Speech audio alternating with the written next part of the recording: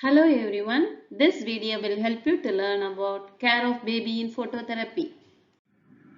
I am Dr. Celeste Mary, Vice Principal in Administration at Triplum College of Nursing. Objectives: by the end of the session, the learners will be able to define phototherapy, list the indication, understand the mechanism of phototherapy, list the types of phototherapy, enumerate the procedure of administering phototherapy, list the complication, and describe the role of nurse while giving phototherapy. Introduction about the topic. Neonatal jaundice is a common condition among newborn babies and phototherapy is the effective and reliable method of its management. It is a specially designed electronically based instrument which has an effective light source for the therapeutic purpose. Sunlight is known to have a healing power from ancient times. With this concept by the development of modern science, the power of artificial light has been using in treating certain clinical conditions like dermatitis, neonatal jaundice, psoriasis, eczema, etc. Modern phototherapy light sources include sunlight, fluorescent light, halogen spotlight, fiber optic system, light emitting diodes, etc. Moving on to definition of phototherapy. Phototherapy is also known as light therapy. It is an application of fluorescent light to the infant's exposed skin used to break down the bilirubin in the skin. Or otherwise we can define as phototherapy is the procedure in which the baby is exposed to the visible lights which causes the photooxidation and photoisomerization of bilirubin into water-soluble colorless form of bilirubin. Indications: it is helpful for the treatment of hyperbilirubinemia. Phototherapy will help the liver to process bilirubin level to normal and is used to prevent herniatus. Causes of hyperbilirubinemia in newborn.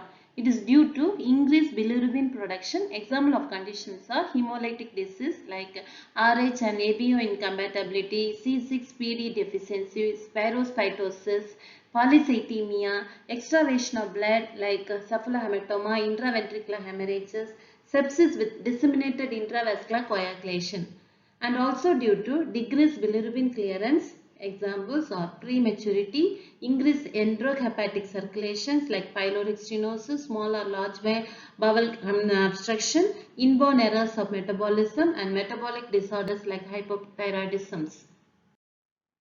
Mechanism of phototherapy are configurational isomerization, structural isomerization, photooxidation. Phototherapy in neonatal jaundice process is bilirubin is a naturally occurring molecule of the red blood cells. It is released into the bloodstream when the red blood cells break down. This is normal and occurs often. Liver break down the bilirubin and it is excreted. Some bilirubin are present in the interstitial spaces and superficial capillaries of the skin and subcutaneous tissues. Jaundice hyperbilirunemia or icterus is a condition that results from elevated serum bilirubin level. This condition manifests as a yellowish discoloration of the skin and mucous membrane. Continuation of process of phototherapy. During phototherapy, these molecules are exposed to light. The photons of energy are absorbed by the pigment bilirubin. This leads to a sequence of photochemical reactions, configurational isomerization, structural isomerization, and photooxidation. This energy converts bilirubin into its non-toxic isomers such as lumirubin and photobilirubin, which are more polar and thus water soluble. These photoisomers can be eliminated from the body more easily without undergoing the process of conjugations in the liver. Excretion of bilirubin isomers from the body, especially lumirubin, declines the elevated serum bilirubin and thus reduces the risk of kernicterus.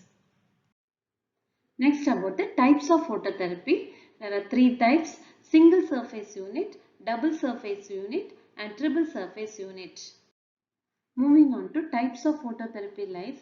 There are various types of lights like fluorescent lamps. The colors will be the cool white, blue, green, etc. Shapes will be the straight or U-shape. Halogen bulbs, high intensity light emitting diodes, and fiber optic lights.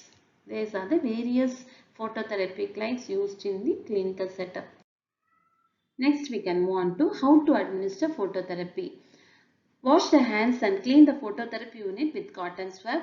Then check the phototherapy machine for working condition. Then advise the mother to feed the baby to prevent dehydration while exposed to phototherapy. Then remove all clothes of the baby except the diaper. Apply the eye shield properly which covers the both eyes. Then place the baby in phototherapy unit. Put the side rise. Keep the baby at the distance of 45 cm from light source. Switch on the fluorescent lights and note the time. Continuous changing of position about every 2 hours to reach the lights at all areas of the body and then do the recording and reporting. Next, moving on to complication, insensible water loss, GA effects like diarrhea, increased passage of loose green stool, dehydration, retinal damage, hypothermia, irritability, bronze baby syndrome. These are some of the side effects of phototherapy. Finally, role of nurse while giving phototherapy.